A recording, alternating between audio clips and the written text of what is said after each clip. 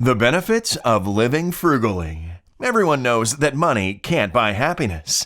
In fact, living frugally can make you happier than living lavishly. Here's why. Appreciation. By repurposing old items instead of trashing them, you'll learn to appreciate what you already have. Priorities.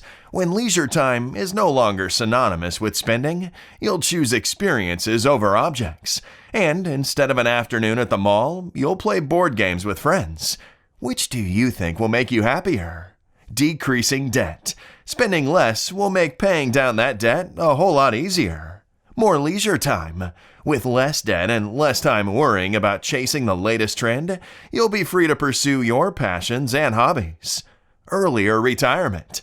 Fewer expenses can translate into an earlier retirement. Instead of working through your golden years, you can travel, read, spend time with friends, and enjoy your grandchildren.